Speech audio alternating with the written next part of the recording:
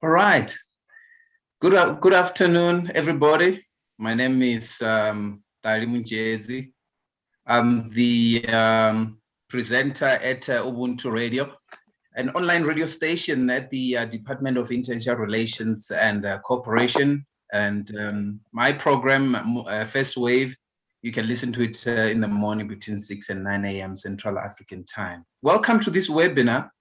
The very same webinar will be rebroadcast also tomorrow morning as well, in between 6 and 9. Well, let's get started. Today is the 12th of August, which in 1999 declared International Youth Day by the General Assembly, firstly observed in the year 2000. So young people around the world are increasingly being involved in policy making. They are taking position of leadership at various levels of our communities and government structures as well. So the Economic and Social Council, ECOSOC as we know it, which is one of the six principal organs of the United Nations system, its youth forum did earlier this year in April actually declared the theme for this year's International Youth Day as Transforming Food System, Youth Innovation for Human and Planet Health, which seeks to highlight the impact of COVID-19, the pandemic, particularly related to its effect on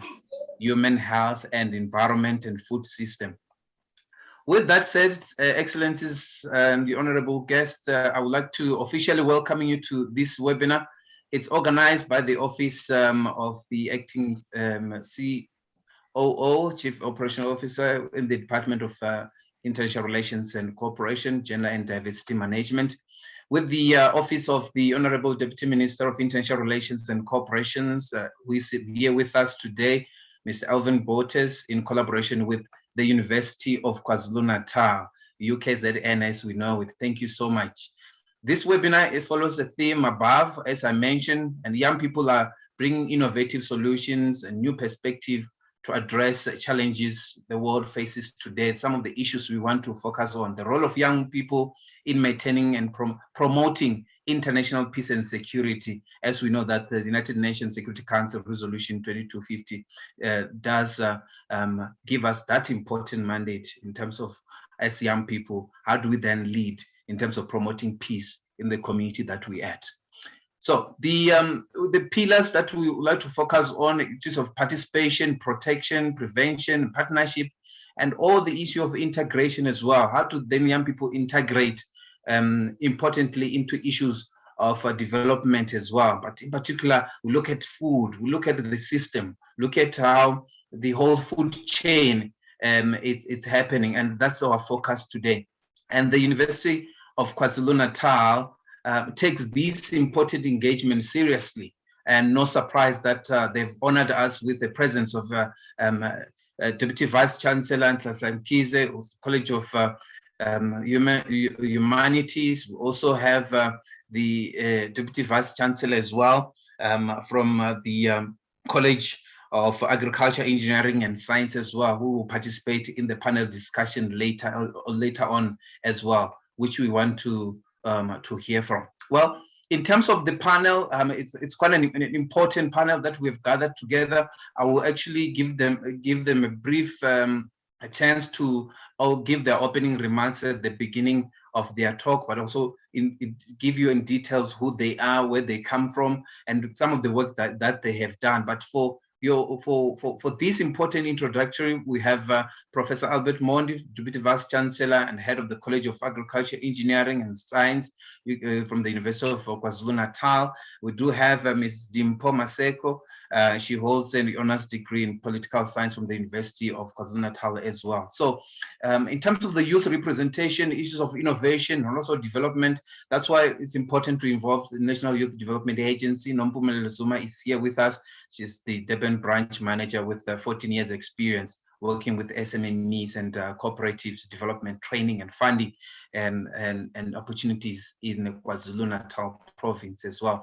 We do have Ms. Gabriela Nechama Faber, youth activist as well, who is the board member of CODENA, International Humanitarian Aid NGO as well. So some of the detailed description which I'm going to give later just inform us in terms of why they're participating in this important webinar as well. So we'll also be taking your questions. I would like to ask you to use the question and answer session for raising those important questions for us and engaging with us, and the questions for the Deputy Ministers and the Deputy Vice Chancellors who are engaging us on this important platform as well. So thank you so much for making time to join us. In terms of the house rule, you can keep your video on for now for the purpose of photographs. I know that our photographers, our media team wants to take a few photographs. If you may just switch on your cameras, please, and our photographers, so that they can able to capture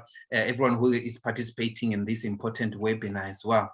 I would like to, as the media team is busy, just to introduce you to Professor Nhlanhla Mkhize, PhD, the former head of the School of Psychology and a former dean and former head of the School of Applied Human Sciences at the University of KwaZulu-Natal. He teaches modules on African psychology, ethics with reference to African philosophical underpinning on ethics, and also touching on interface between culture, health, and illness, just to mention the few as well. So we are really honored to have you, Prof, in this important webinar, which your university helped us organize together with the Department of International Relations and Cooperation, DIRCO in brief. So I would like us to give you this opportunity to welcome us in this virtual platform, but also in true sense, if the Deputy Minister was there physically with you, the Deputy Minister was going to say, welcome us into your institution. Prof. Mkhize. Thank you very much, Program Director, for those very, very warm words. And indeed, we do welcome you to our institution, the University of KwaZulu-Natal, the premier university of African scholarship. I do extend our greetings to the Deputy Minister of the Department of International Relations and Cooperation, Mr. Alvin Botes, and all the dignitaries, officials from DIRCO, University Executive Management who are here, partners from around the world, staff and students from the university, members of the community, members of the panel, ladies and gentlemen, all protocol observed. The University of KwaZulu-Natal is very proud to be a partner to this important platform with DIRCO. On behalf of our Vice Chancellor and Principal, Professor Nana Ogu, who would have liked to be here today but is caught up in other engagements, it gives me great pleasure to welcome all of you present on this platform to attend and engage on the theme, Transforming Food Systems, Youth Innovation for Human and Planetary Health. Together with DIRCO, we explore this critical topic to improve the livelihood of humankind.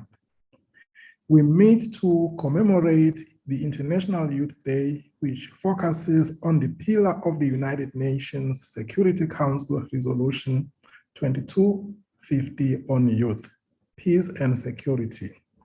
This resolution is the first international policy framework that recognizes the positive role that young people play in preventing and resolving conflict, countering violent extremism, and building peace. The resolution identifies 5 key pillars for action, and those are participation, protection, prevention, partnerships, and disengagement and reintegration. It is with great pride that I announce that UKZN has established a program on food insecurity to feed and nourish our students in times of hunger and lack. And Professor Albert Modi, who is our champion in that regard, will be telling us a bit more about this. Food insecurity is a critical challenge affecting many households in post-apartheid South Africa.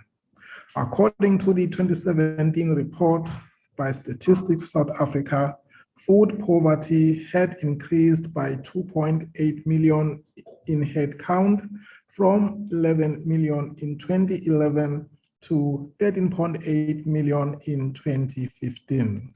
The most vulnerable were low-income households. As South Africa and the rest of the world continue to grapple with the COVID-19 pandemic, it became clear that there was an urgent need to establish programs of increased social support to protect members of the UKZN community that come from poor and vulnerable households. Against this background, UKZN launched a hardship fund to address food insecurity and hygiene amongst students and staff. This response is acknowledging that the economic impact of the COVID-19 pandemic is likely to be most severe for the vulnerable within the university community. Our Vice Chancellor and Principal, Professor Nana Bogo, was the first to contribute to the fund, pledging a third of his monthly salary over 3 months. He called on all UKZN stakeholders to contribute, including staff, students, suppliers, service providers, funders, alumni, the donor community, friends of the university, and other loyal stakeholders. And we are very, very pleased that our student community partnered with us and also initiated activities of their own in support of this initiative. As part of this initiative, UKZN will launch a drive on all its campuses for staff and students to donate non-perishable goods such as foods, toiletries, sanitary pads, and other items. UKZN is an institution that cares about our societies, communities, and the world we live in. To this end, we engage with a range of stakeholders locally and internationally to pursue projects and interventions from a research and learning position to improve the lives of all. This partnership endorses our objective to contribute meaningfully to the world we are part of and make a tangible contribution to the knowledge economy. I wish you fruitful engagement and constructive deliberations on this topical issue which touches the life of many around the world. With those background words, a very, very warm welcome to the University of KwaZulu-Natal, and we again looking forward to an excellent deliberation today. I thank you all. Thank you so much, Prof. Mkhize. It's quite important and obvious that this university is definitely putting its research in action. So research and also what is being done also in our communities is there for everyone to see. It's quite an important way for us to start to say we are doing something about issues of food security already.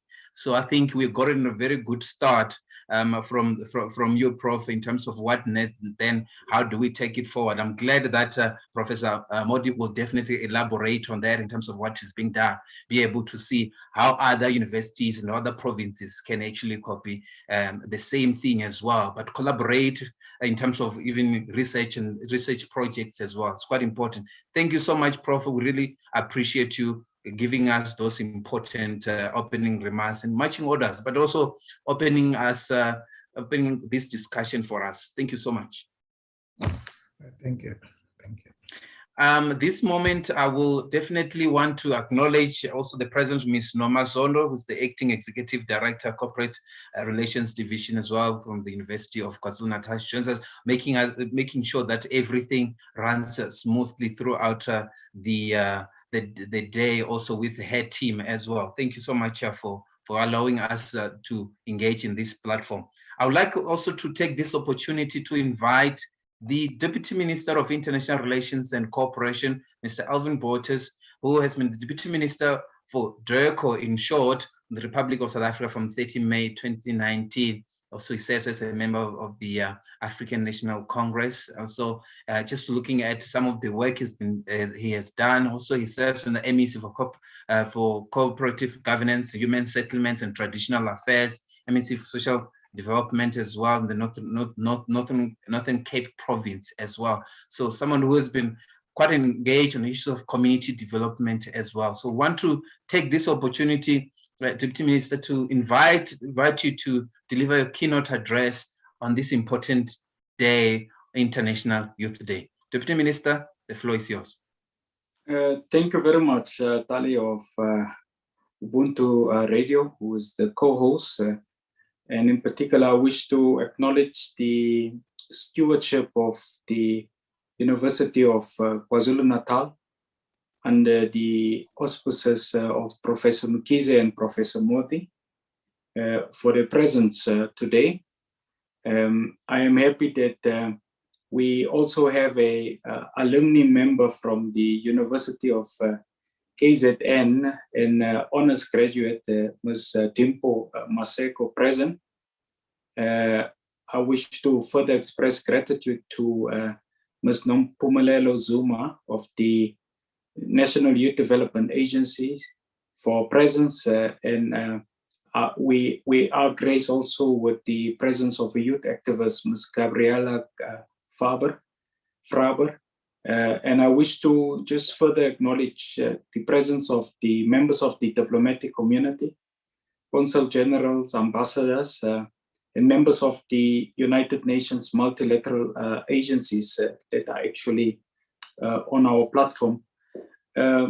Program Director, I think we cannot overemphasize the centrality of International Youth Day that is singularly dedicated to the role that young women and young men are supposed to play in tackling global issues and achieving sustainable development.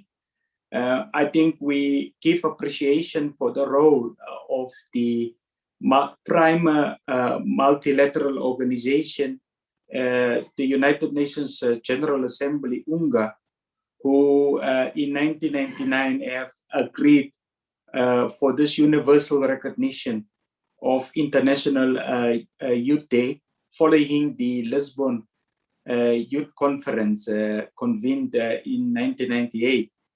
But I think importantly for our audience and for young people generally, is that it creates an opportunity to dissect the challenges, the difficulties that young people face in everyday society.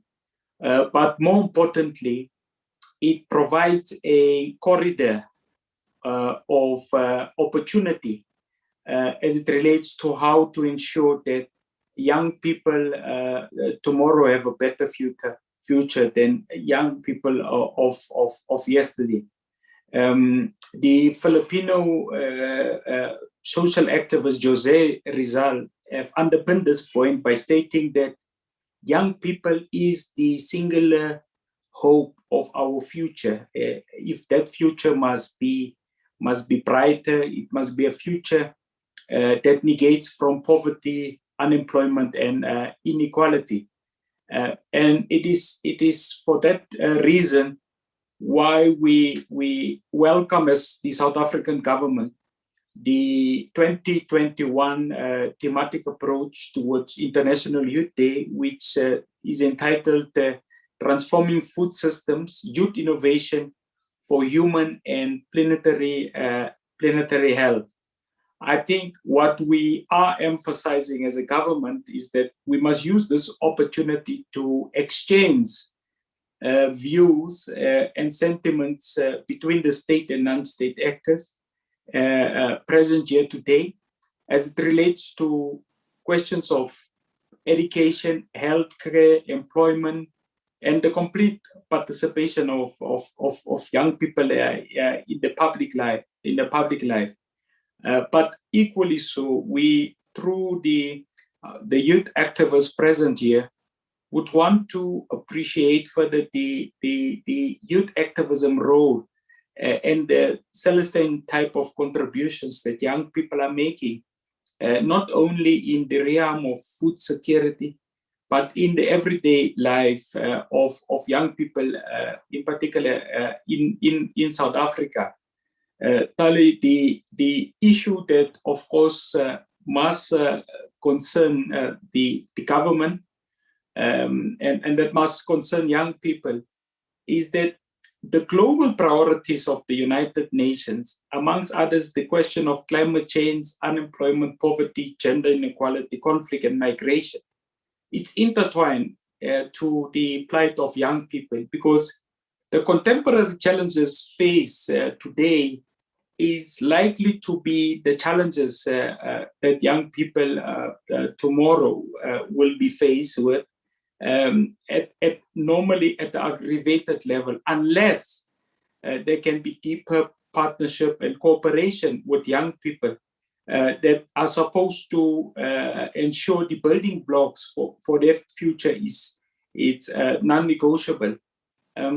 Secondly, we do recognize that for example, the United Nations Security Council, through Resolution 2250, which was adopted through acclamation, have said we must continue to be seized with the question of youth peace and security as it relates to the sustainability of the planet, as it relates to the issues of food systems, which my submission, Tali, the issue of food systems, it actually lies squarely at the intersection of several overarching goals of the United Nations and member states, in particular, the embodiment and the realization of the 17 anti-poverty sustainable goals of the United Nations. Key and critical, of course, for us is that we must give thought that look at the character, the nature, and generally the typology of the type of food systems which we are confronted with today. It is my submission that food systems has been designed to address in particular problems of the mid-20th century, which was the provision of ample, cheap, shelf-stable, and of course starchy calories for growing population, fortified with key micronutrients which were feasible to present clinical nutrient deficiency. But what we must speak about today is that type of food systems, it is my submission, is no more relevant for the young population dividend that we have in South Africa and Africa. Given the fact that, Tali, we must recognize and appreciate there is a dialectical relationship between the fact that the obesity rate in South Africa stands at 28.3%, which in effect, in a very simplified language, means that South Africa is sub-Saharan Africa's fattest nation, which is obese, because of the type of food systems designed for the 20th century. And that means that our level of obesity rate us as a third highest in the entire African continent. It is an issue, I suppose, we will have to speak about, if whether our productive capacity that we have today in relation to food system are able to renew the type of food systems that we should have in place, for more healthy, more lasting, and a more longer, life expectancy rate in South Africa.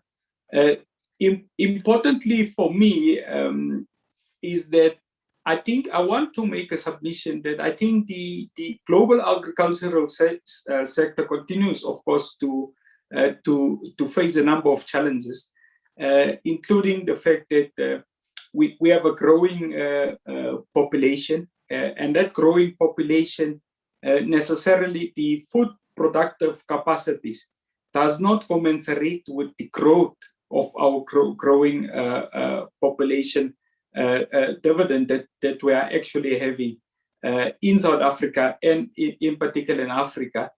But of course, Lali, we must speak about what is the recent issues that continues to actually concern our government. We have seen just recently with the social upheaval which have taken place amidst the COVID-19 pandemic and climate change. The social upheaval that took place in KZN and parts of Gauteng have actually left us quite vulnerable, because your food security system has been interrupted, your food distribution networks has been severely jeopardized. And South Africa, of course, are seen as a breadbasket of Africa, in particular of the Southern African Development Community, SADC. And that have impeded on how we need to visualize, the future distribution systems, but also to ensure that South Africa, through our intellectual capacities at universities such as your University of KZN, becomes really an instrument and a repository for secure food security systems of the entirety of the 16 member states within the Southern Africa Development Community. As I conclude, Lolly, there's a number of issues that I would want young people, obviously, to be alerted up on. Myself, having graduated from the youth age court not so long ago, is a question that I want to pose. Is that we have 26 universities, public universities in South Africa. We have more than 50 TVET colleges that actually house 700,000 students as we are speaking. Why is it that less percentage of those 700,000 students have an inclination or an appetite to deepen their understandings within the agricultural and food security sector? We have less students in plant pathology, in horticulture, in crop sciences. We have less students, in particular African students, in pomology, which is the science of fruit growing. And I think those are issues that young people should continue to be seized with. Secondly, the one contextual issue that I hope generally young people are starting to be seized with is that the South African government, through our President Ramaphosa, have, for example, agreed to extend the 350 Rand special COVID social relief of distress, your SRD grant, as a recognition about the centrality of food security amidst your COVID-19 pandemic. There is societal debates about the need to for government to introduce, for example, your basic income grant, your big grant. But importantly, the finance minister have said that he is a proponent rather for the investment in young people for employability opportunities and the enhancements of economic skills of young people. And my submission today really is that those are two intertwined, interrelated issues, hopefully at the societal level, that young people, as it relates to International Youth Day, should be seized with. Allow me lastly to just express a gratitude to our ambassador in Benin, Ambassador Ruby Marks, who with Professor Modi of the University of KZN has engaged in a partnership program as it relates to institutional building and capabilities of the agricultural sector of Benin. And in the course of South Africa, as we implement our bilateral agreement and program, we got a number of requests from various host countries to assist with the establishment and improvement of food security infrastructure. And in this regard, I can confirm today at the public level that the University of KwaZulu-Natal is leading, in particular in the African continent, with this type of new initiative. I want to conclude with a quote from one classical works on the 18th Brumaire of Louis Bonaparte, which says, and I rephrase this quote, program director, that young people must make their own history, but they do not make it as they please. They do not make it under self-selected circumstances, but under circumstances existing already, given and transmitted from the past. Paraphrase, unquote. Thank you very much, and I am keen to listen to the views from, in particular, the non-state sector today. Thank you very much, Tali. Thank you so much, Deputy Minister. Some will say that it's too much pressure when you are saying that the youth are a single hope in terms of a single hope, the most single hope in terms of where we need to go in terms of our future. Young people will say maybe you're putting too much pressure on us, but maybe that's how you value the contribution that young people should make, regardless of how they see their capabilities. In wherever they are, in terms of where they are. And it's important that you have already acknowledged from the state side that the government, from the government perspective, opportunities will be created for young people to come through, even through various academic institutions as well, to make sure that if they have got skills and the interest in agriculture, they've got those opportunities as well. But I'm happy that Deputy Minister, you're going to engage us further on these issues in terms of what are the other member states doing in the African continent, to make sure that with the amount of land available in the African continent, are African leaders leveraging on that as well? As much as we want to leverage on the youth dividend, are we leveraging on terms of political and also the space that we have as well? I'm glad that we've got individuals that will engage us today in the panel, and Deputy Minister, thank you so much for staying on, that you continuously engage us on various issues that the panelists will engage on this afternoon as well. I want to take this opportunity to invite the Professor Albert Mondi, is the Deputy Vice Chancellor, College of Agriculture, Engineering and Science, as with the University of KwaZulu-Natal. I know that we have spoken a lot, and even Prof. Mkhize did mention about quite a number of programs that is being done by the professor in terms of also making sure that issues of food security are addressed. And Deputy Vice Chancellor and Head of the College of Agriculture, Engineering and Science, has been a Dean and Head of School of Agriculture, Earth and Environmental Science from 2011 to 2016. He was employed by the University of Natal in 1996 and has been associated with UKZN since then. So joining the university, he was a provincial agronomist for PHI Hybrid International, a job that exposed him in the agronomy and the rural development issues as well. So it's not someone who is not afraid to get his hands dirty. So I'm quite happy that this afternoon he will engage us and then really get deeper into the mud of things as far as agriculture is concerned. How do we then secure the future of our youth as well, but then the future of our country and our continent as well? Prof, I'll give you just a few minutes for opening remarks, and then I'll get other panelists as well, Dimpo Maseko, Mpumelelo Zuma, together with Gabriel Faber as well, to come through with their opening remarks. Professor Modi, the time is yours.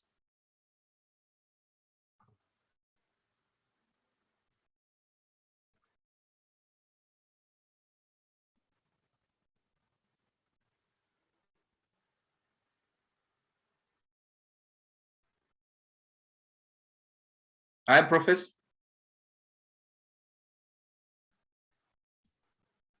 Can you hear me? Now we can hear you. Thank you so much. Yes, thank you very much. I'd just like to greet everyone. Deputy Minister, thank you very much for the comments that you've just made. And I was just saying, Program Director, I was told that I've got about 10 minutes, which is a lot of seconds. If you multiply that by 60.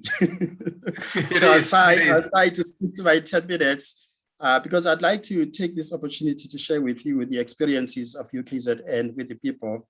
You can see I've given myself a title here. In fact, this is your title, And you've never seen a professor who cannot spell, right? Can you see youth is not spelled correctly there? Something is missing about our youth, right? that is the message, you see.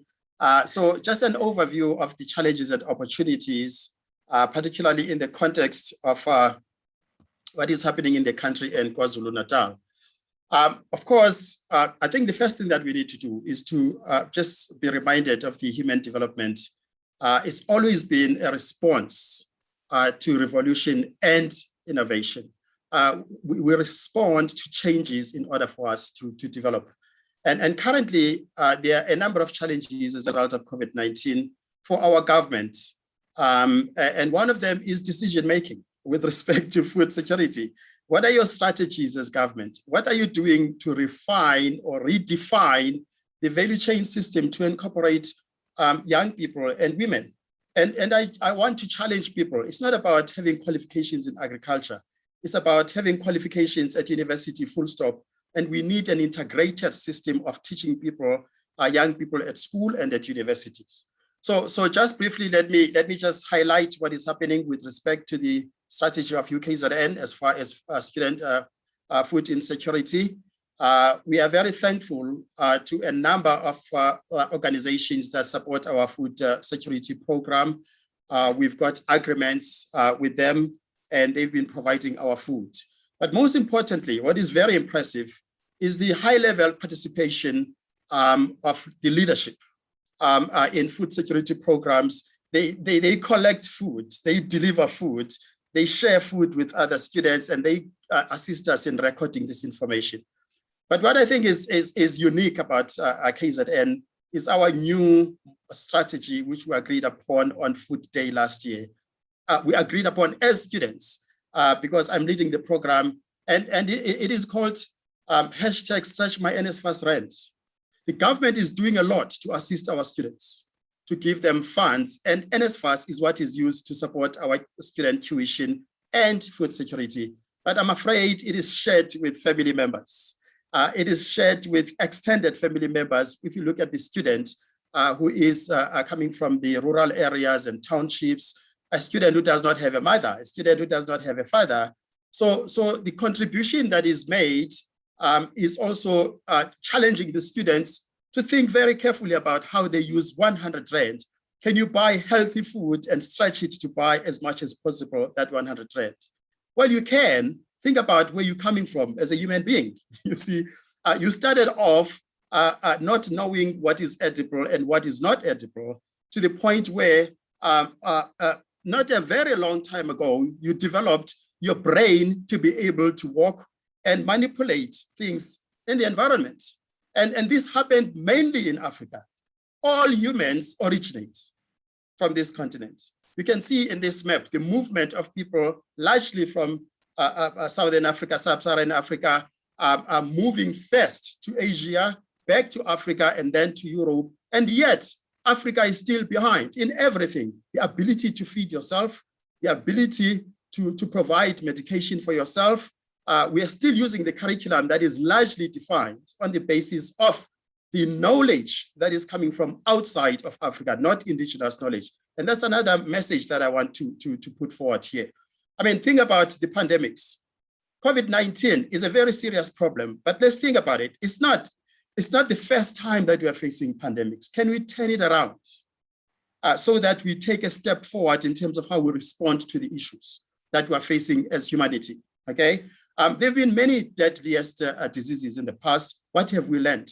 We've developed more from the medical side of things, from the nutritional side of things. What is your contribution in Africa? Look at the economy of Africa, okay?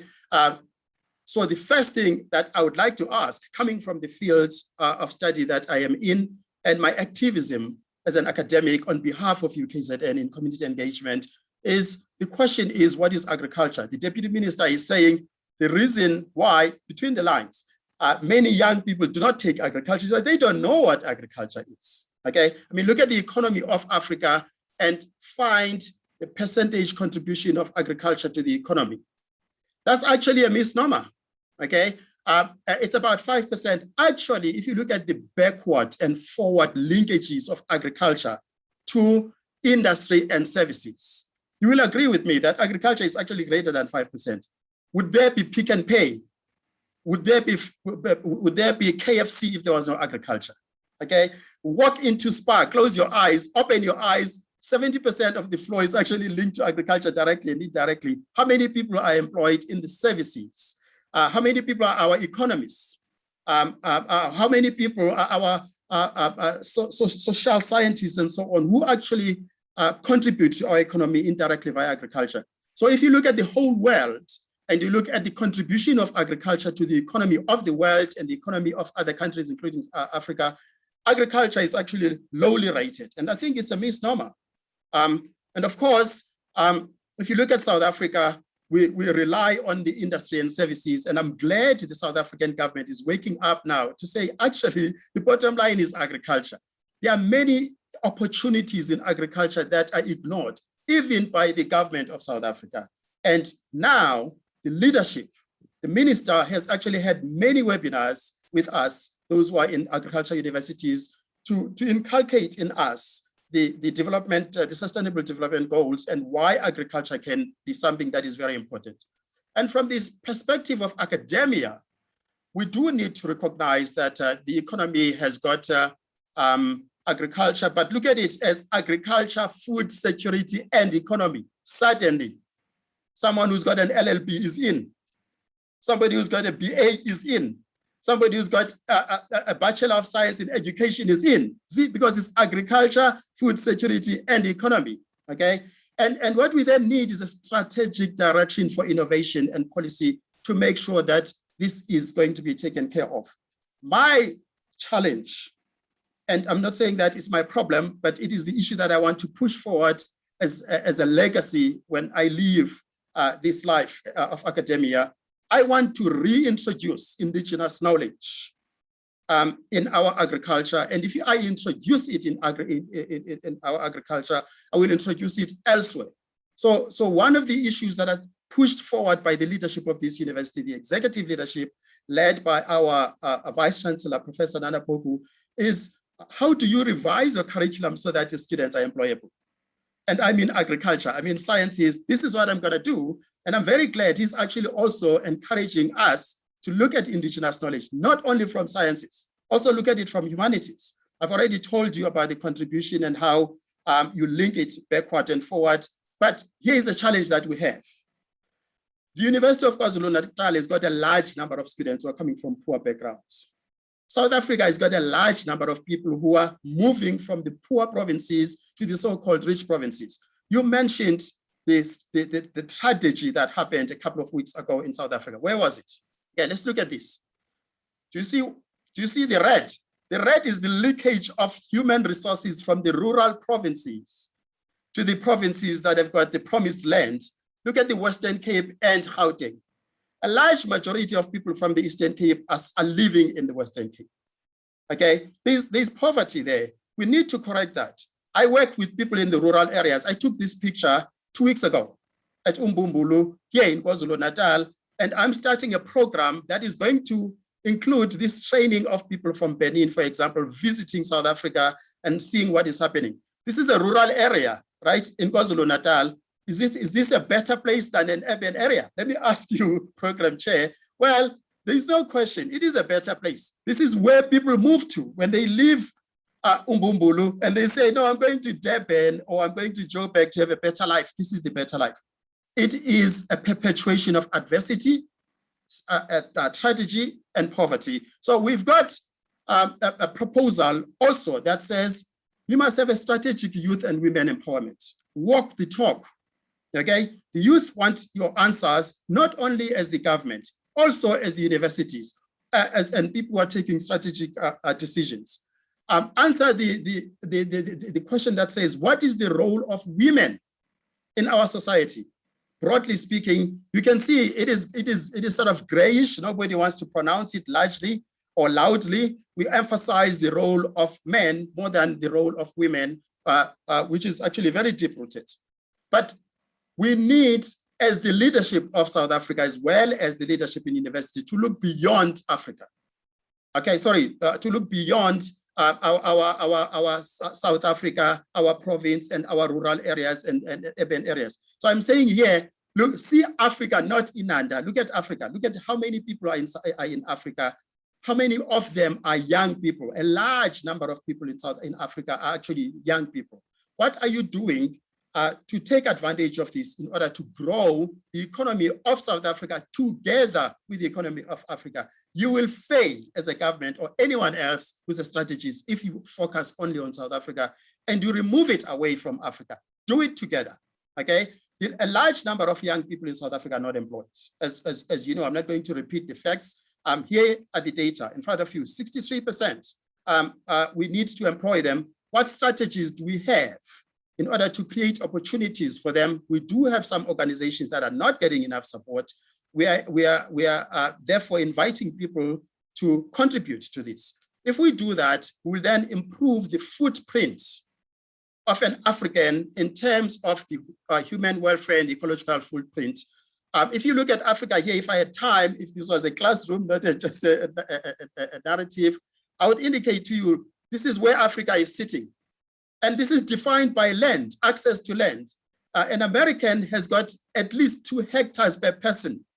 And that 2 hectares is not the land that they own as a farmer, it is the land that is providing self-sufficiency to them. So a large number of people in the world are poor, but we need to create opportunities for access to resources, services, and markets so that the political influence is matching the economic development. And I suggest, as you could see in my slide, subsistence farming. Go back to the rural areas and look at how subsistence farming can actually lift up agriculture, okay? The challenge is indigenous knowledge. What is it? Is it science? Is it agribusiness, okay? Is it economic development? Before I close, Program Director, I want to invite people who have got, it doesn't matter what qualification you are having, look at opportunities such as, look at this. These are indigenous animals of Africa. Where is the market for them? How many of you have eaten goat meat? Okay, I mean, you know, look at drought that we are facing. Goats are browsers, not grazers. They are less affected by climate change than anything else. And now look at people of Africa, the majority of people, particularly in this province and the Western Cape and the Eastern Cape, we eat goat meat when we've got umsebenzi, right? Most of the time. But you go to Spy and Pick and Pay, where are you going to find goat meat?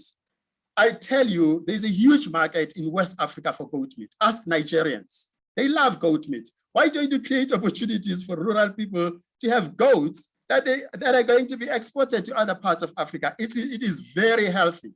Look at the amount of fat that you find in goat meat compared to other kinds of meat. Look at the other products that you can make. So think about the value chain system now. A young person does not have to be a farmer.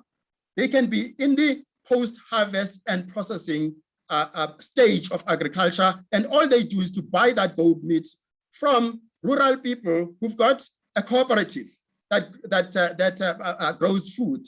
And they take that food and they start a company, and they don't have to go to the farm. That's why I'm saying, I don't care. I don't want you to have a degree in agriculture. Okay, so I'm going to return to some of the issues, Program Director, but I just want to highlight again the fact that we also have indigenous crops.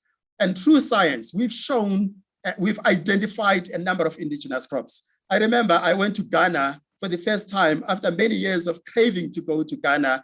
And on my way to the airport, I bought something from poor farmers, poor rural women. When I came back, I found that it is a wheat. Now, my research shows that these weeds have got medicinal properties. Look at this one. It's called shepherd's pest. Commercial farmers remove it. It treats internal, external bleeding, urinary tract infection remedy. Do you have to have agriculture? You can come from medicine and work with somebody to identify these crops. You see, and look at this one. Look at this one, this study that we've done.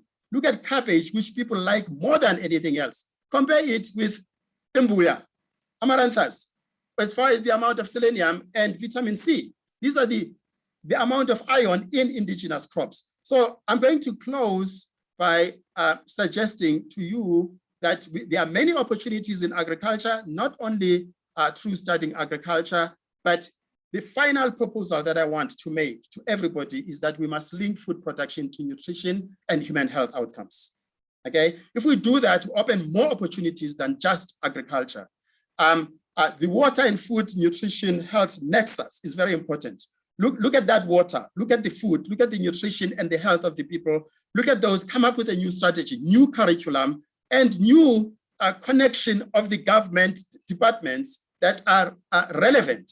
You've got a Department of Health, you've got a Department of Science and Innovation, you've got a Department of Agriculture. Make them combine their efforts for a sustainable rural economic development. Thank you, Program Chair. Thank you so much. Prof, you have given us quite a number of issues that we have to focus on. I, for one, who is now in Gauteng and I'm from Venda in Limpopo, I think maybe I must leave this webinar now and just go to my rural home because there's just so much to do now.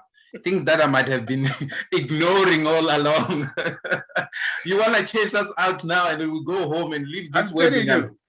Life is terrible in Gauteng, man, and Durban. Go back to the rural areas. Yeah.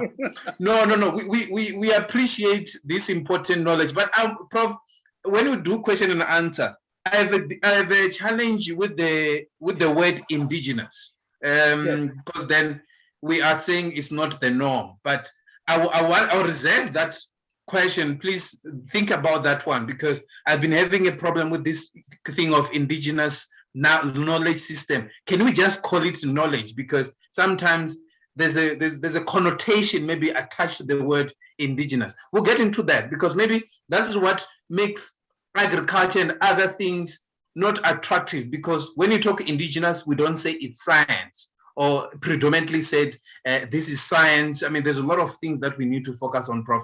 I'm glad that you're not one who's shy of questions, taking questions. You can take as many questions as you can. Thank you so much for that. I really think that you have really given us quite a mouthful. I could say a lot, but let me reserve it because I'm sure that other scholars have an opinion as well. That's why I want to bring in Dimpho Maseko. She holds a honors degree in the political science field from your university, and her research interests are on the areas of peacekeeping, humanitarian activities as well. She's also passionate about education, currently teaches online on iTutor group as well. She previously volunteered as an educator for Mzumuhle Primary School in Umlazi as well, south of Durban as well. I'm sure as she engaged on issues of humanitarian assistance, issues of food, does really future as well as far as humanitarian affairs is concerned as well. Dimpho, it's your time. You do have your own 10 minutes as well before we get to Nompumelelo Zuma as well. You have the floor. Okay, thank you so much for the warm welcome, sir. To the program director, Mr. Talifani Mudedzi, the Deputy Minister of the Department of International Relations and Cooperation, Mr. Alvin Boats, Professor Nhlanhla Mkhize, Deputy Vice Chancellor and Head of College of Humanities, Professor Albert Modi, Deputy Vice Chancellor and Head of the College of Agriculture, Engineering and Science, Ms. Norma Zondo, Executive Director of Corporate Relations Division, fellow panel members, staff from DERCO, UKZN staff, students and alumni present, members of the media, attendees, all protocol observed. Thank you so much for affording me the opportunity to participate in this webinar this afternoon. Today, I will discuss how food security is a growing concern in our global economy. In a world where obesity is one of the leading causes of death, from cardiovascular related diseases to cancer being the top 2 killers in the US, how is it that we still have more than 9 million people dying from hunger each year? To put this into perspective, the Mercy Corps measured that every year hunger kills more people than AIDS, malaria, and tuberculosis combined. And most who fall victim to this are children, who make up 5.3 million of the 9 million mentioned. And although one would assume that food insecurity is subjected to only those who lack access to food, it also includes the many who grapple at the ingression of quality and nutritional foods. This draws attention to a scary notion which underlines that the global system is failing both the hungry and those who can access food, just not healthy food.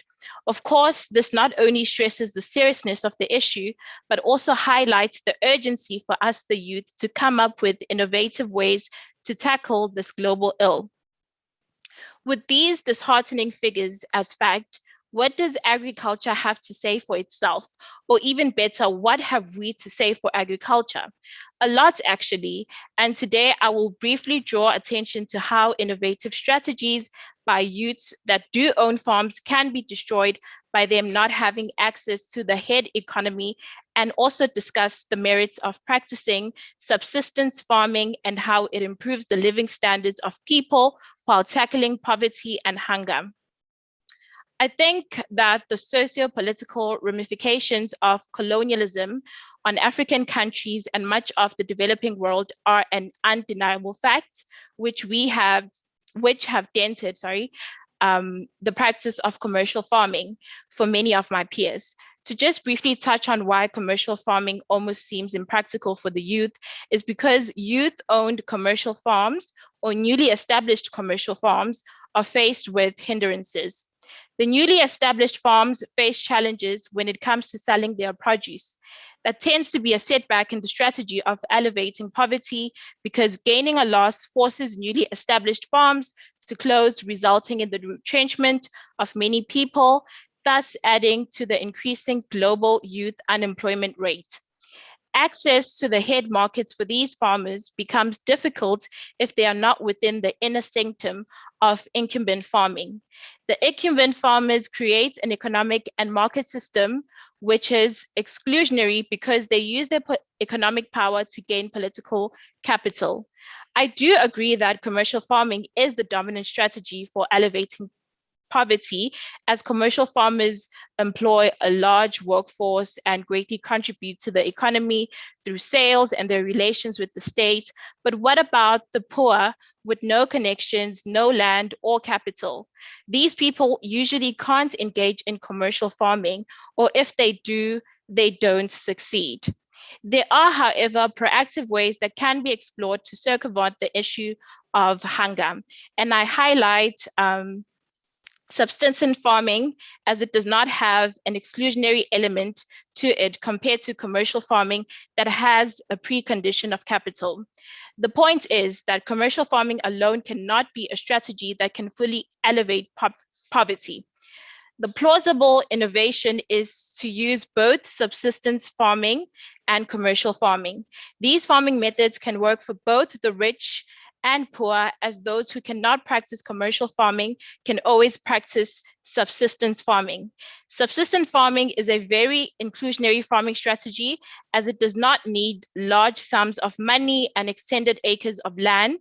It is a farming strategy that ensures that people are able to sustain a living. It can be implemented by both groups in urban and rural areas.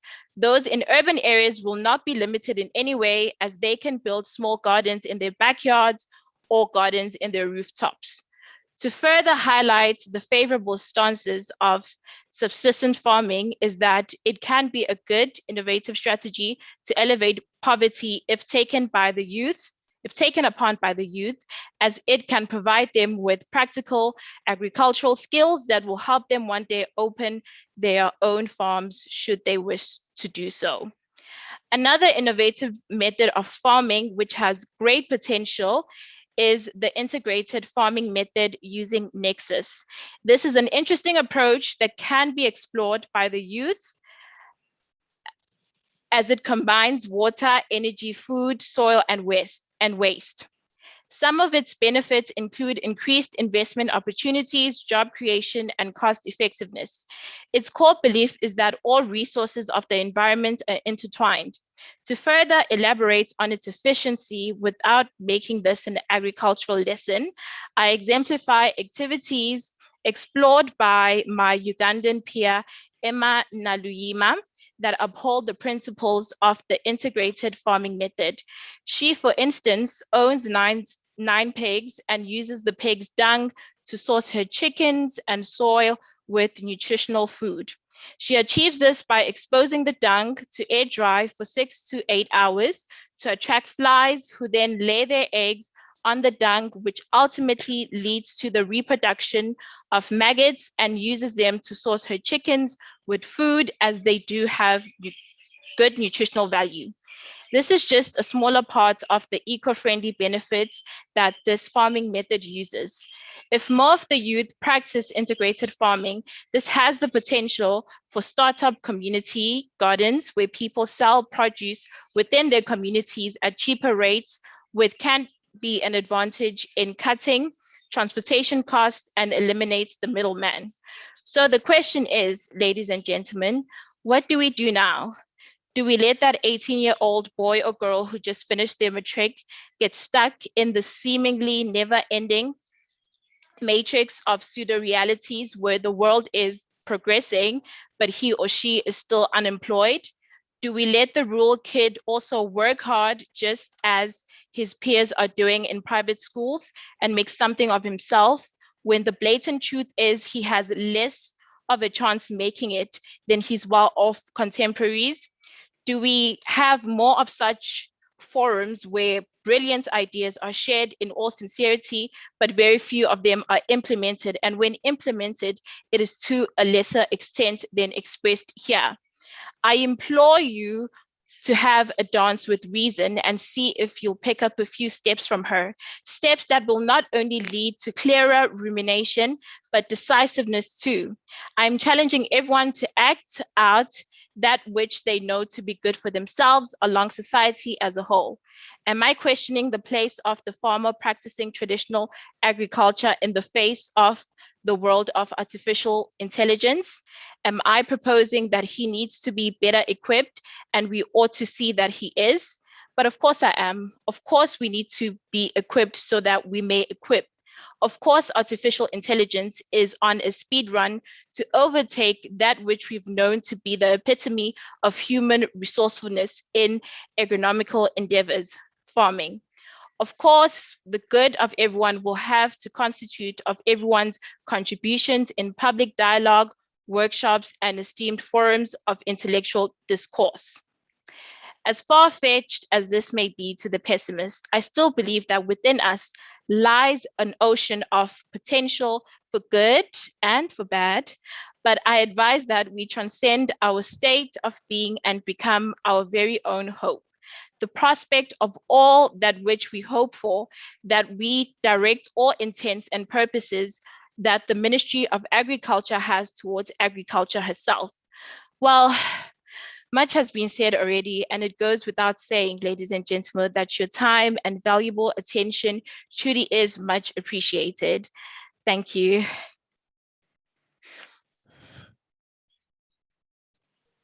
Thank you very much. Deputy Minister, I think in your engagement, I think this would have actually deserved a standing ovation because the Deputy Minister is clapping for you there, Dimpoma Seko, because there you go, even Nomason. I think definitely, so that we cannot hear everyone to unmute and then just clap for her because. Thank you.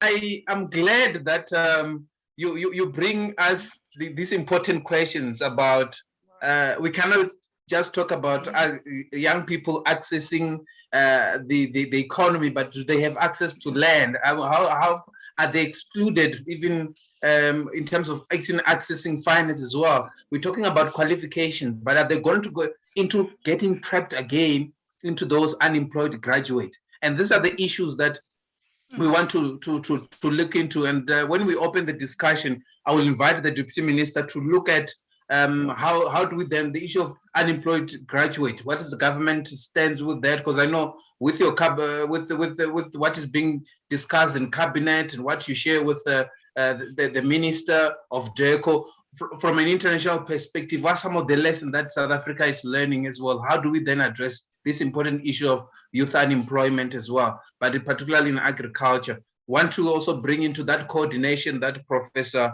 Modi spoke about, in terms of we need to start seeing agriculture not just as about land as well, but it's about science, it's about the economy. But then how do they make sure that it features prominently? Well, talking about finance, I know that National Youth Development Agency as well, quite importantly play an important role as far as young youth empowerment is concerned.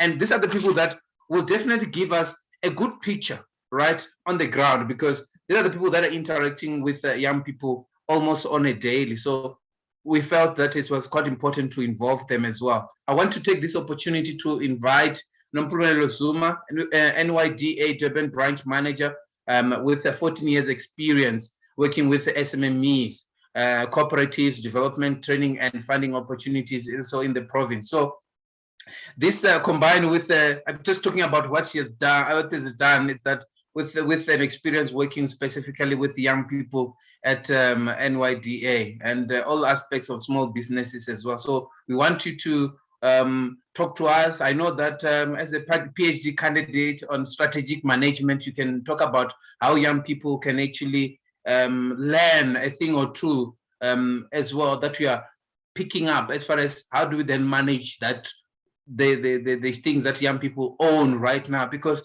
we know that even youth below the age of 35 are owning big companies. They've got access to land, but what can they do with all these resources in their disposal as well?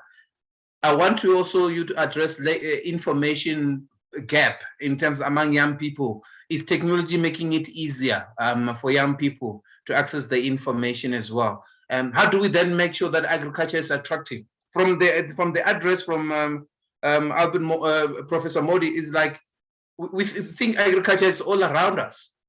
Ms. Zuma? Thank you and good afternoon, everybody. I would love to greet you, Deputy Minister, the Vice Chancellor, the Deputy Vice Chancellor, professors that are with us, all the doctors, all the attendees, the fellow presenters, and all other protocols observed. Thank you for the opportunity of involving me into such a very exciting discussions about the young people, which I'm more into, having been working with them for 14 years. I know what is happening in the ground.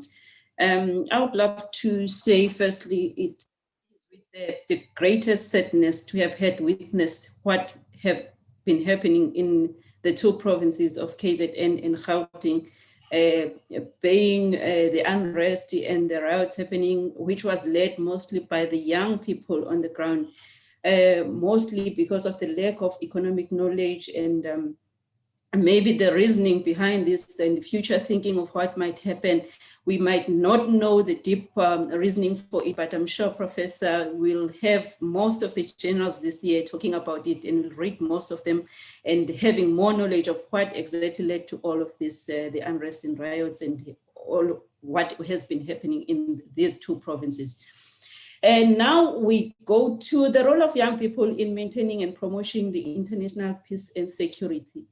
I would love to speak about these few points that I know that the young people do need in order to maintain the peace and have the stability of where they come from and have the background of where they should start from when living this life.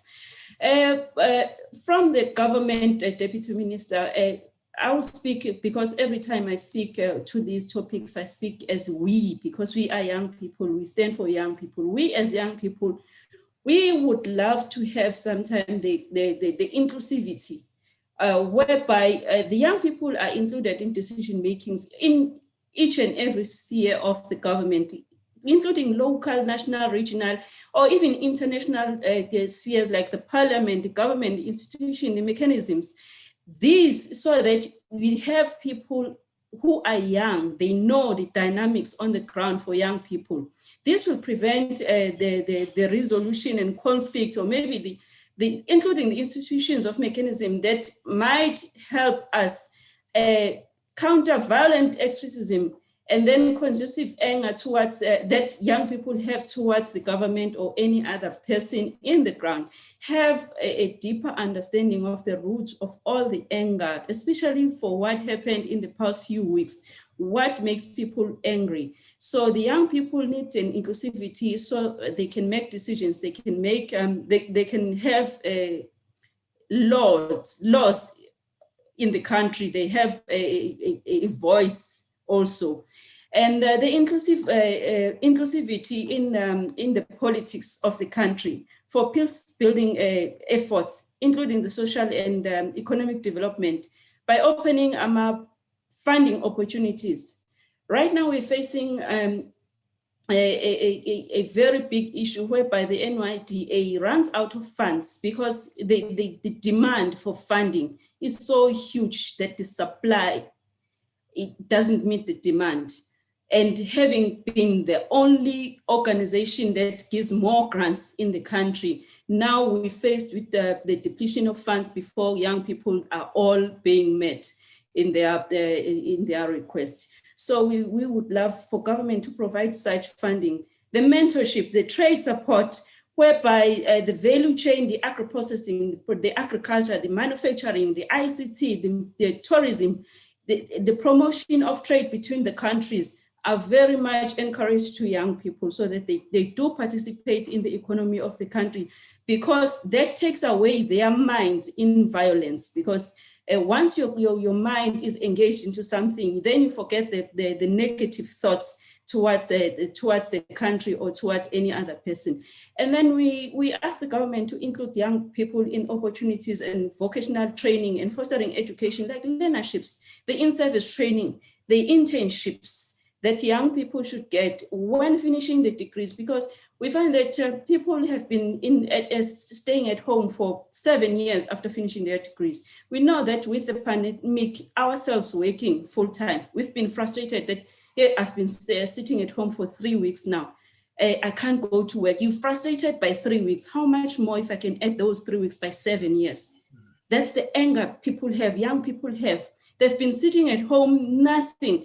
They feel those at 83s, they have CVs, they have everything, but nothing comes. For 7 years of been sitting at home, you have no income, yet you're looking at this 350, which is 350 rand, which is also turned down because of some reasons, and you don't have an income, and you have wants, you have needs as a young person. You can't even go to town to post or to have CVs printed. So it creates anger towards young people. We need government to intervene, to engage with young people, to have those young people in those decision-making committees in either parliament, in either the legislature. We want the representation of the young people who know our dynamics in the ground. And also for government to look at our social background, because not only does the career or the income leads to the violence, also the social background. You'll find that the gender-based violence, sometimes our policing forums are not so responding to gender violence, because not only young females or females at all spheres or in all ages experience the gender-based violence, also the male, they do experience the gender-based violence, but our policing forums are not responding as much as we want them to. Sometimes we find that the case has been lost, or the docket has been lost, and there's nothing we can do.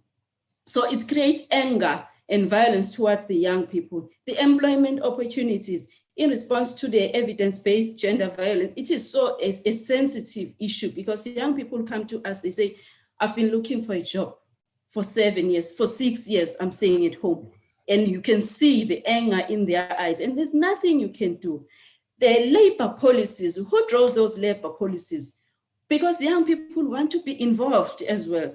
The youth employment action plans. We want young people, we want partnership with parastatals. We want a partnership, private sector. Who draws those the parastatals labor policies there? Because we want people to have those learnerships, to have those partnerships, to be included, to be very active in the employment opportunities.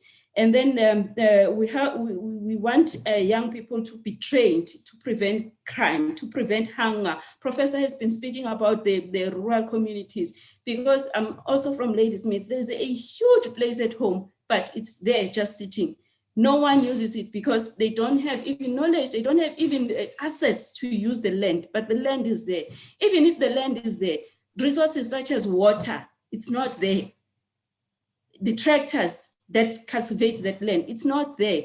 Even the seeds to plow, it's not there. So we want government to go there and help these young people, not just the career-wise, but even socially. And then the skills to meet the labor demands. I do believe that government can do much more. I know that our education is working, our education system is working, but the curriculum sometimes also gives us the left-handed route, because you'll be taught something else at school, which doesn't meet the demand when you face the world out of school. So the education system should not just tell us how to get employed after you've finished a degree, but how do you create employment? Because we just finish school and wait to write those CVs to fill up this Z83. But there's a lot that you can do out of that Z83. We can create our own job opportunities. What about we having maybe a curriculum having just a topic about how to create co-ops, how to get yourself into a cooperative as early as grade 4, how to calculate sales, cost of sales as early as grade 4, so that learners know that for me, I'm not gonna be filling in that Z83, I'm not gonna be writing that CV, but I'm gonna be creating employment. So our education sometimes, our education system and curriculum sometimes teaches us to look for employment instead of creating the employment ourselves. And then our government maybe should look out at the socially, then going back to social backgrounds, the child hid at homes. It creates a lot of anger towards the young people, because you'd find that there is an opportunity in Cape Town for me right now, but I cannot leave my siblings who are 10, 12, and 6, because I'm the only person that's there and there's no income. So I'm forced to be in love with a sugar daddy now to provide for these kids. So going back, you can see the roots are not just about the career and not just about what we see on the level of our eyes. It goes down deep.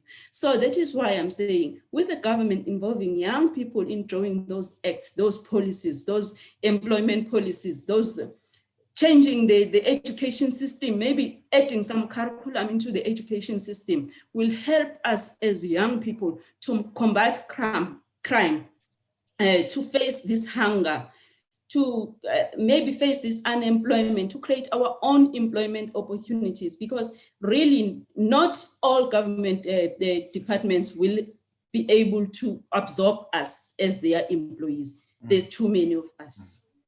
But looking into our spheres of government, how many percentage of young people sit in those policy-making committees?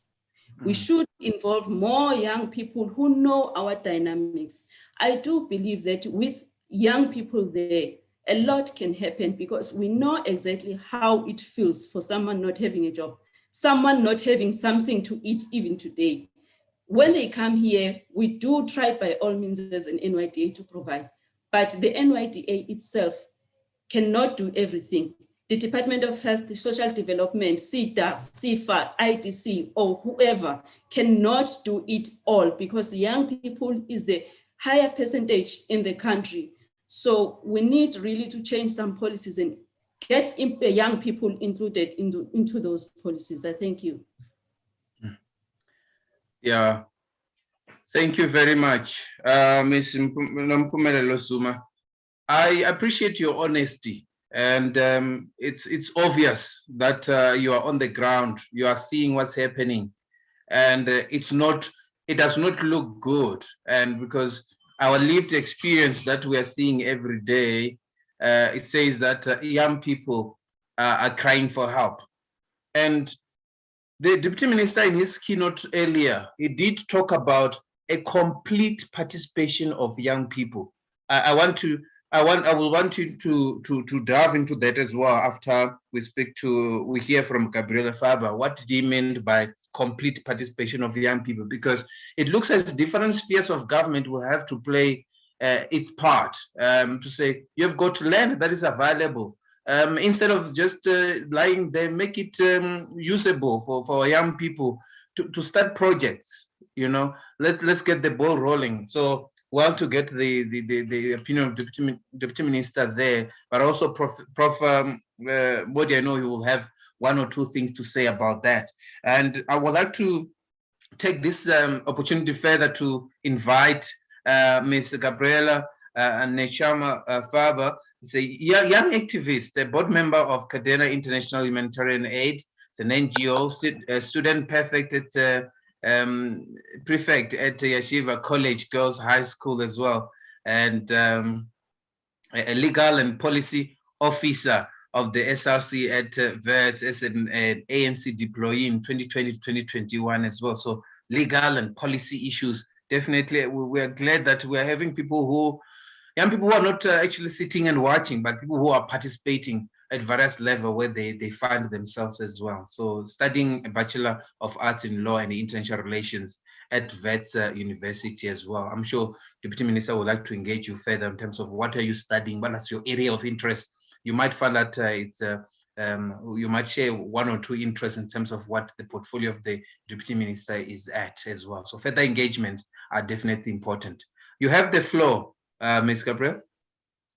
Thank you so much, and thank you to all our fellow panelists who have come before me, to the Deputy Minister, to the University of KZN, to all diplomats, and for just everyone watching today. I think it's such an important discussion that's being had, and what's so important is that we have people coming from different areas of society, and that's one of the main things that I want to discuss today, is a uniting front and cooperation when dealing with crisis.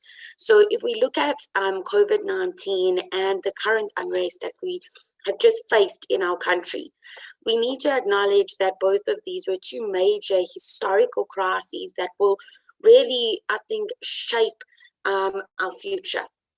And I hope that they shape our future. And I think that's the importance of crises, is that they build up of something and then they explode.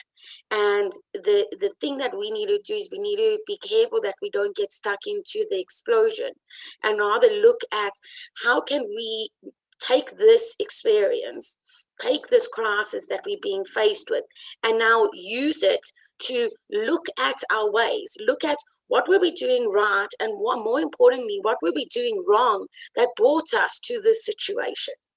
And from that, we look at our systems, we look at our partnerships and our ways of dealing with things so that we can change. And so it's about using crises like COVID-19, like the civil unrest that we've faced, not as something that brings us down, but rather as a way to make us change our path and build a better future by looking at the past. So coming from a youth perspective, as a youth activist, really being on the ground through this experience, I want to say that I think we mustn't be deluded by the civil unrest that it was coming from. Yes, it did have its political elements, but what I see as the youth, it was anger, it was frustration, it was desperation that brought about this. And we need to look, I personally came from a very privileged environment, very secluded, where I was only surrounded by white people and really just went on with my day, living in South Africa for 23 years. And then eventually I went to Wits University, and I could truly, for the first time, I went out of my comfort zone and I could see the crises of our country, because I realized that South Africa isn't just the northern suburbs of Johannesburg, and isn't just the urbanized areas. And the problem doesn't get solved by making sandwiches for the beggar. We have to go out the comfort zone. And for me, what is so sad is that I had to make the decision to leave my comfort zone. I had to make the decision to go outside of my privileged environment. But now I know that there are so many people that won't make that decision. And it shouldn't be a decision that a South African should make, that they must leave their comfort zone to go and be part of the country. We need to look and see, why is it that there is such a separation? Why is it that we have the privileged and the underprivileged so apart?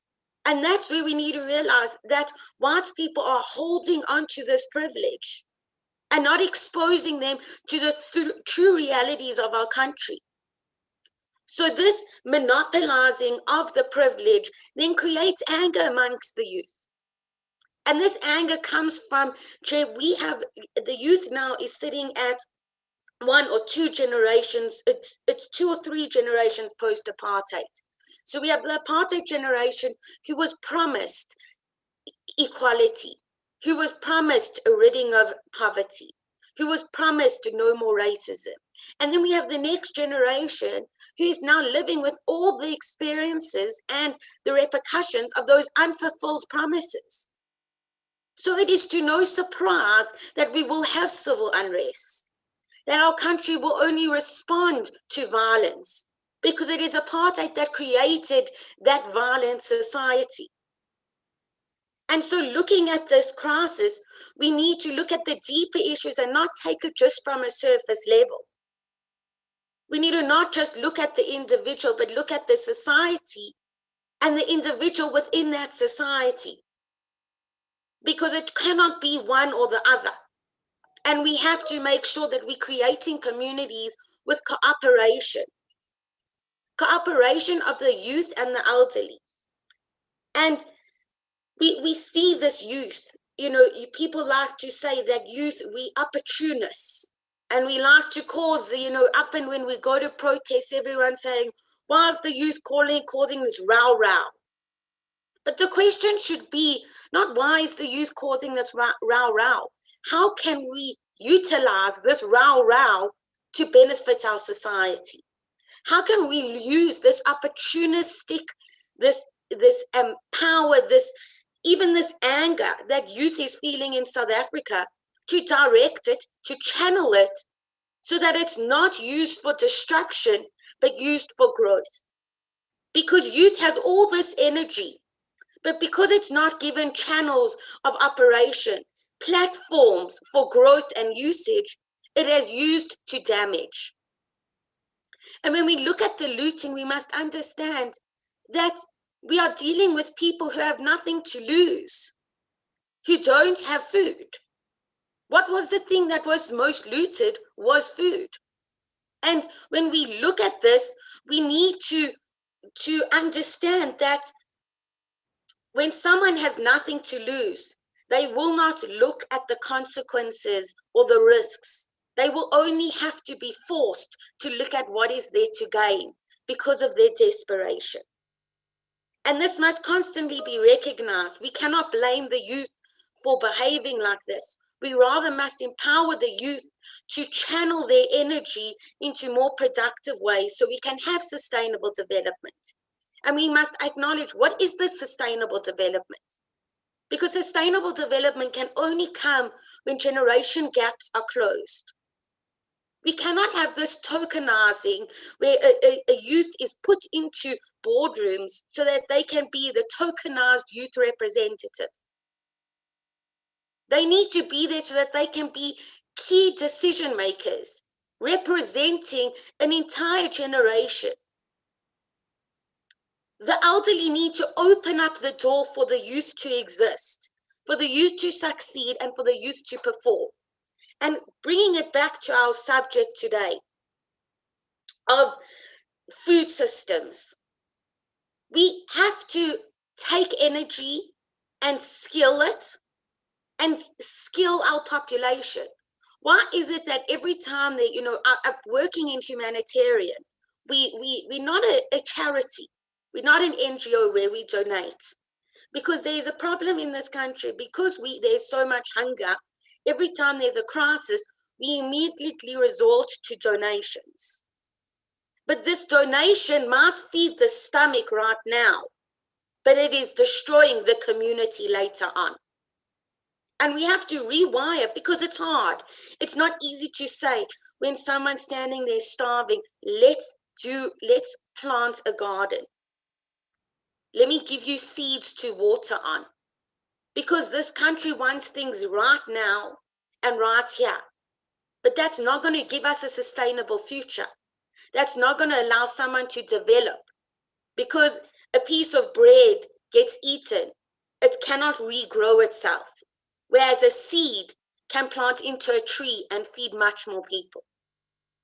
And we need to stop working with just one part of society. When we look at health, we need to incorporate with health, with environments, with food security. We need to work with all parts of society. Before I got involved in politics, I used to be involved in NGOs. And eventually I started getting irritated with this idea of donations, because food is not going to solve poverty. We need to look at systems and policies to save poverty. And now with this whole crisis going on, I went back to the NGO space, because my dream is to try and create a South Africa where we see the NGOs and the government and politics working together. Because government and politics can serve long-term solutions. But in the meantime, we do need to feed that person. And that's where the NGOs can come in. And we need to see a better working force and working platform for these NGOs and government to work together. And then to see corporate and civil society to come into that. And then to have our traditional leaders and CPF working as well. Because if we look at the vaccine rollout, we all expected the vaccine rollout to be terrible. It wasn't great. But now we're having the problem that no one even wants the vaccines. And why is this? Because the government did not involve the traditional leadership, did not involve the community leaders when rolling this out, so that they can understand the needs, the psyche, the ways, the socialization of our communities. And that is the importance of youth. It brings things to the ground. Youth are the soldiers on the ground, are the ground forces. And that is why they can't only exist on the ground, but they have to also exist in those upper levels, in those boardrooms, in those policy decision-making, so that it's not just a policy, but that the policy becomes a lived experience. And so I say that we need to have cooperation with all spheres of society and government and corporates and civil society and traditional healers. We need that cooperation. We need to channel our youth as ambition, power, anger into productivity and growth. We need to get rid of tokenizing and rather use it to skill and voice and open the doors for our youth.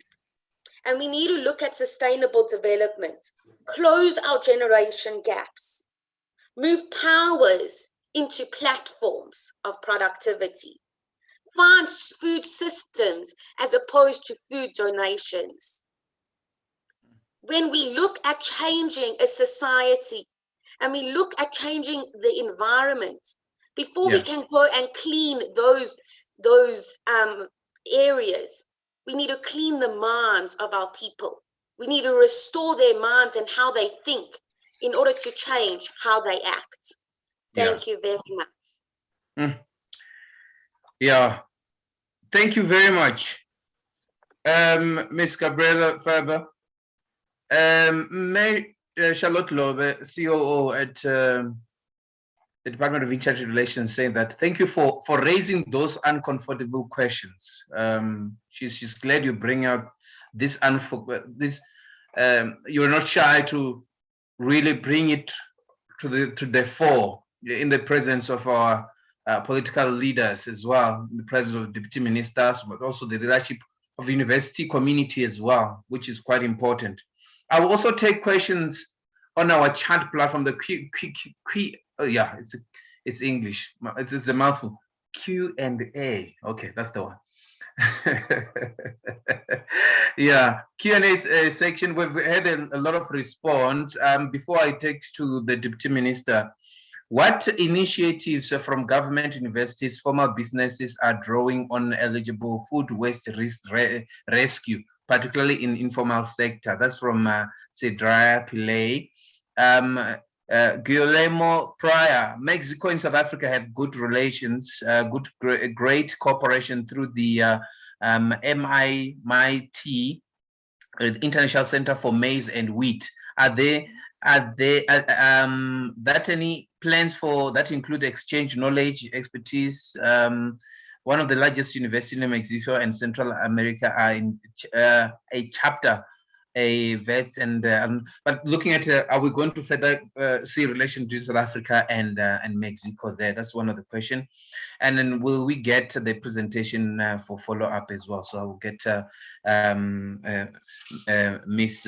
Zondo to respond to that when she come there towards the end. I want to also pick up those important questions that came through via question and answer session as well.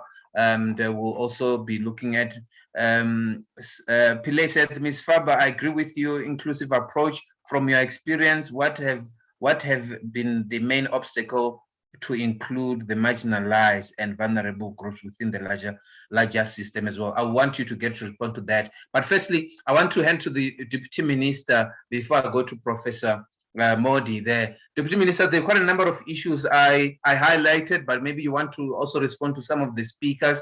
Just also, you spoke about the complete participation of young people. There's quite a number of issues, Deputy Minister. The floor is yours. Yeah, thank you very much, Tali. I think let's first make a commitment that via Ubuntu radio station and DERCO, we will actually publish full official responses on all their comments, questions, and contributions that are being put through this platform. And I hope, Tali, you will obviously assist us in that regard, because I think that is key and critical. Firstly, let's deal with the question of unemployed graduates, also in particular in the agricultural and agri-food systems. One is that, and I'm happy that we have the representative from the National Youth Development Agency. There is an institution, Tali, that is called the South African Graduate Development Agency. It is SAGTA. It is responsible to sanitize the database of all unemployed graduates. It works then with the WITS Business School for Entrepreneurship and with a number of government agencies such as SEDA, CEFA, Department of Trade and Industry and Agriculture. So the first step that young people that are graduates should do is then to be able to deposit the information into the database of SAGTA. The second issue is that your National Youth Development Agency, it's of course a key instrument to help us respond positively to unemployment of graduates. I want to, for example, raise a matter that now during Youth Month, during June 2021, for example, the Premier of KZN have launched what it's called a Youth Unemployed Graduate Database. And from that database, Tali, they took 400 unemployed graduates within the agricultural sector and actually deployed them to 109 farms throughout the province as a means to ensure that there's a knowledge transfer at the practical level that takes place. That, of course, are done to give expression to the concerns raised by President Ramaphosa that university graduates, 9.3% of all university graduates remain unemployed. So part of our entry point as a government is to ensure that there's a practical knowledge accumulation that takes place that will ensure that these graduates then becomes one more knowledgeable to pursue agri-enterprise opportunities, but secondly, that becomes also more knowledgeable to pursue other cross-sectoral type of opportunities. So I thought I must raise that. The second issue that I need to speak about is that, look, there is what is called in the Department of Agriculture, your Agri-BE fund. That fund has been established to ensure that young people within and that are existing activists within the agricultural food systems and your agri-food security are then able to partner with your more existing even multinational enterprises in regards to them becoming actually more entrenched within the sector. So the Department of Agriculture in the database on their website have the information about, for example, the Agri-BE fund. And I think I want to make an open opportunity that probably we following from this type of a discussion, we probably have to have some sort of a dialogue that we must engineer with the Ministry of Agriculture as it relates to young people's opportunities is concerned. And I can actually undertake, on behalf of government, that we have that type of webinar with the one of the representatives from the Ministry of Agriculture. I think I want to agree with, I think it was also Prof. Modi, that says in as much as agriculture contributes 5% in terms of our GDP sector, it really excludes your backwards and forward linkages. It doesn't speak about global and regional value chain contribution, but more importantly for our young people, it is not something generally to become excited about. Young people see excitement within the construction industry because they can dialectically respond to those type of constructing entrepreneurs, etc., that are making millions of money. My submission, Tali, is that agriculture is not attractive, but it is key in terms of your economic value chains. And I think it creates a massive entrepreneurial opportunities for young people. So my roll call today is that young people must be seized with the opportunities of that the economy provides as it relates to food systems is concerned. For example, the traditional agri-food systems, and I've raised it earlier, was grain and other staple foods. It constitutes almost 70% of our dietary requirement. Today, to a large extent, because of your urbanization, there's what you call your transitional food system, where almost 70% today, as we speak, of food market share is fresh produce, it's oil seeds, it's dairy produce, it's red meat products that expand your historical value proposition.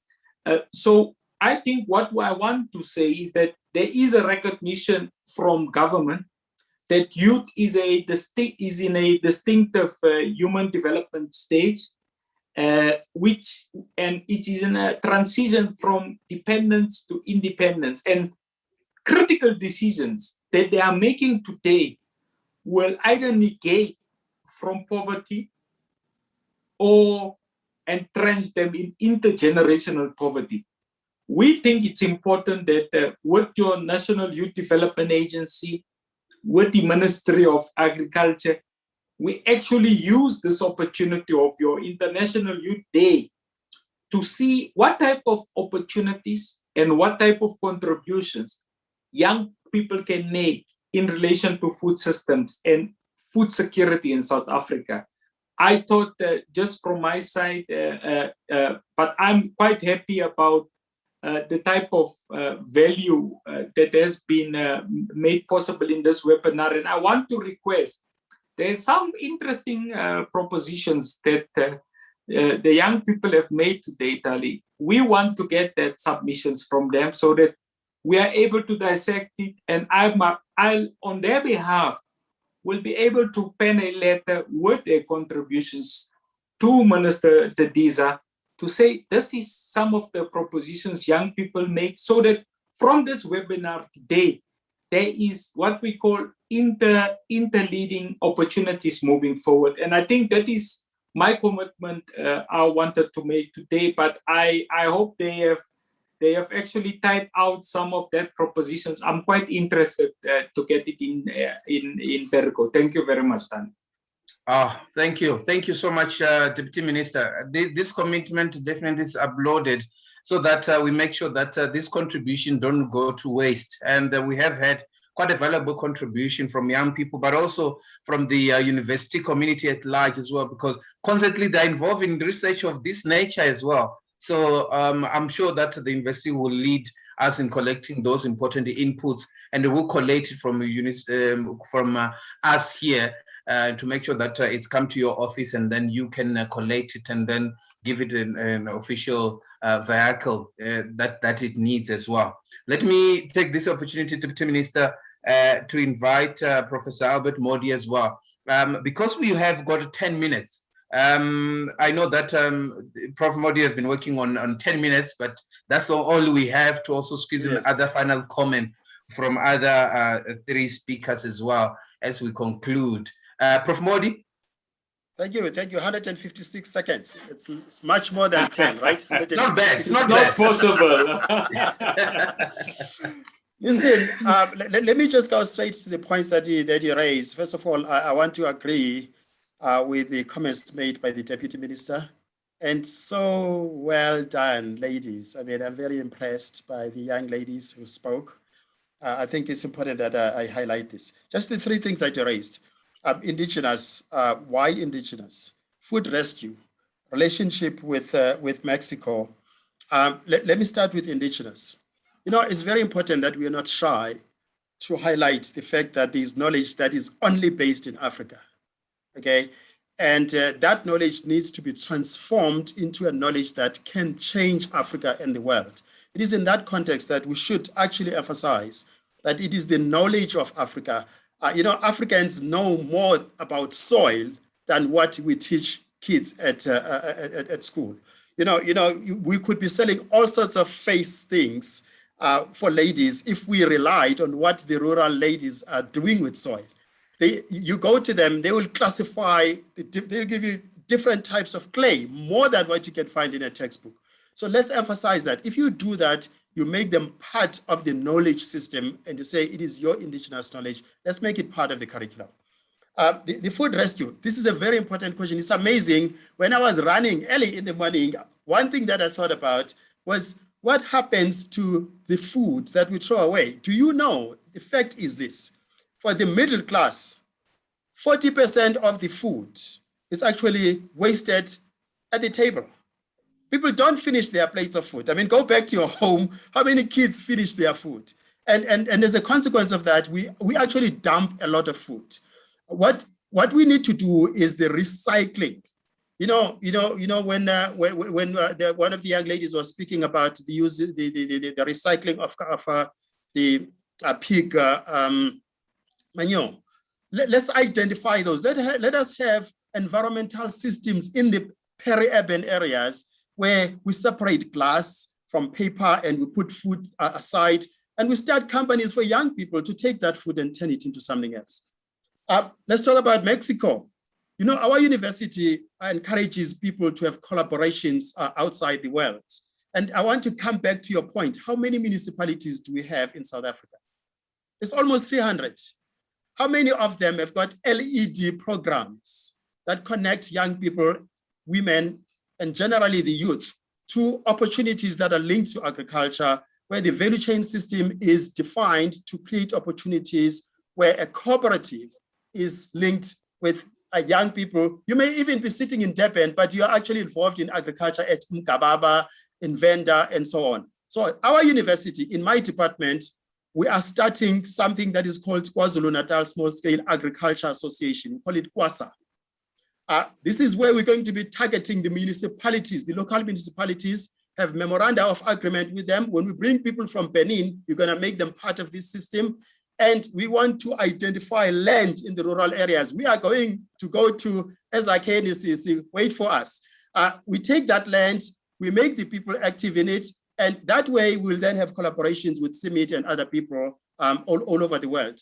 And after KwaSA, KwaZulu-Natal Small Scale Agriculture, we're going to have EXA, Eastern Cape Small Scale Agriculture, Limposa, Mbusa, and so on. And once we do that, the government is going to be attracted to it, particularly if it creates jobs and addresses issues of environmental challenges. Thank you very much. Thank you so much. Really appreciated that, Prof. Dimpo, Maseko, concluding remarks. You've got about 2 minutes. How many seconds is that? I'm not good with maths. I'm a human scientist, and maybe that's why it's important to also include mathematics in what we do. Dimpo, concluding remarks.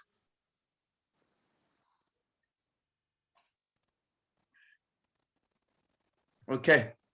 Seems as if she is maybe battling to connect with us. Gabriela Faber, as we conclude, there was that question earlier as well in terms of marginalization. Can you please give just a concluding remarks? I think with marginalization, the thing that often happens is that it's very unfortunate, but once one marginalized person enters into the space, it's important that they open up the space for another marginalized person to exist there with them. Because once you make it there, you don't want to be there as the only woman, as the only youth, as the only Black person, as the only white person. You don't want to have an only one. You want to have a we. Because we as South Africa, we are the people. And as soon as we realize that, then we can use our crises to go into future innovations and sustainable development. Let's close the generation gaps. Let's empower, let's upskill, and let's provide platforms with the necessary resource support. Yeah. Thank you for today. It's been an absolute privilege, and I look very forward to interacting with all of you in the future. You're more than welcome to contact me on any of my social media platforms, Gabriela Ngamafaba, and let's unite. Let's unite through this unrest. Let's unite through this desperation, and let's rebuild. Rebuild the minds, rebuild the hearts, rebuild communities, and rebuild South Africa. Oh, lovely. Thank you so much. Menon Pumela Zuma, please conclude. I would love to say thank you very much for this platform. I am looking, as the NYDA, we are really looking forward to having young people represented in all the spheres of government. And also, what I forgot to say is that it breaks our heart as the NYDA when other departments send back the money that they have for grants for young people to the Treasury without even consulting us. I do believe that going forward from now, they'll know that we are really struggling and we want the funding. If they have not exhausted their money, they should really consider giving it to us, because we really are struggling. There's a lot of demand for funding for businesses. We have a lot of viable businesses. that we are not sure how to fund them. And thank you very much. And also the Deputy Minister for your time. I know that you are a very busy man. Professors, I know that you face a lot of other things that you do outside this, but this has been very, very much needed conversation. I thank you so much. Yeah, Siabong. Dimpo, 50 seconds. You had your time earlier. I am so sorry, I had a network glitch. Okay, I'd like to thank, I'm just really grateful for the opportunity. Professor Modi and the DM did mention the various programs that are in place, and I gained a lot of fruitful knowledge. I will be exploring the available alternatives to the issues that were raised. And again, thank you. I'd like to repeat what Nompumelelo said. Thank you to the Deputy Minister for his time. He is a busy man, and I'd like to thank you as well, Program Director, for leading us. Yes, thank you very much. Maybe I should have given time. Noma Zondo, the Executive Director, congratulations, Corporate Affairs Division, University of KwaZulu-Natal. Ms. Zondo, please, you have your floor. I know that you were meant to come earlier. Please, just a vote of thanks. Thank you so much, Program Director. I think, colleagues, we have come to the end of the program, and it's been insightful to listen to the discussion. I mean, this was really amazing. So it gives me a great pleasure to offer my gratitude to the Department of International Relations and Cooperation for choosing to partner with the UKZN. This came as we are grappling to recover from the unrest which saw our beautiful province come to a standstill recently. Unfortunately, the recent wave of looting, damaging of schools added yet another unqualified cost which have a negative impact on our youth. Interestingly, MoneyWeb published an article yesterday relating to South Africa scoring poorly in Global Youth Development Index, which tracks the progress of the Sustainable Development Goals. This is an indication that we have, as a country, we have a long way to go. Deputy Minister Bottas, thank you so much for your time, and as we all know that you are very, very busy, but we are really grateful that you spent the afternoon with us. Collaborations such as this are critical to us because we have as we strive to realize our vision to become a globally connected University of African Scholarship. I also want to take this opportunity to thank our esteemed panelists for sharing their varied perspectives under the theme of transforming food systems. Deputy Minister, we look forward to a continuing partnership with DECO, as you have heard from my DVCs, Professor Mkhize and Professor Modi, the various innovative research initiatives by our academics and students aimed at ensuring that South Africa is a food secure state. I also like to express our gratitude again to Professor Mkhize for delivering the welcoming remarks, and also a word of appreciation to Professor Modi for highlighting the challenges that affect our food systems, and also sharing with us the work that is currently doing as our champion on food security initiatives at UKZN, and more importantly for highlighting the significance of linking food production to nutrition and human health outcomes. I wish to also extend a special thanks to our young panelists. Firstly, our alumnus, Ms. Dimpo Maseko. All I can say is that if inspiring greatness was a person, she will know what I mean. That Mbogodo was on fire. Thank you so much. It was pleasing to hear your views on the role that young people can play in contributing innovative solutions and new perspectives. So I'm really glad that we had this opportunity to hear you this afternoon. And also I am proud that, from your presentation, this demonstrates that as a research-led institution, our goal is to produce research that is relevant in addressing socio-economical challenges. Thank you so much for that. Another alumnus of UKZN, Ms. Nompumelelo Zuma, thank you for your contribution as a young leader, championing youth development issues and also advocating for our youth to be given opportunities and to be prioritized so that they can fully participate in our economy.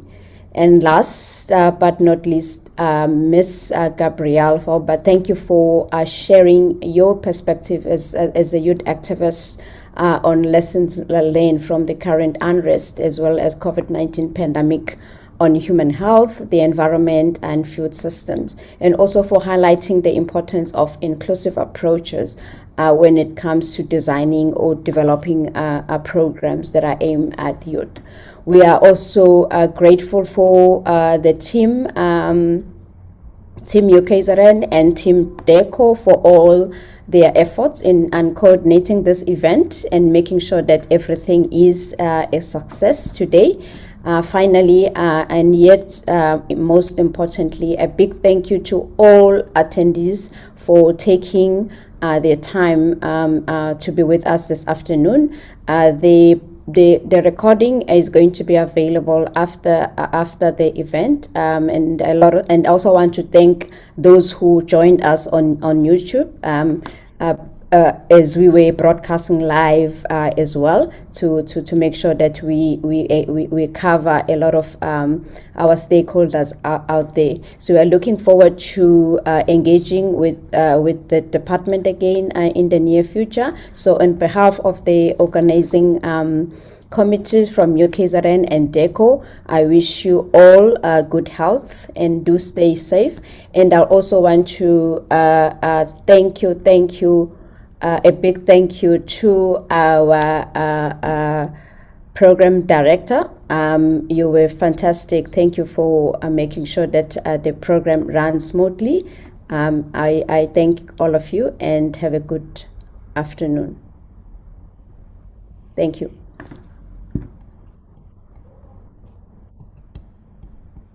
Program Director, please unmute.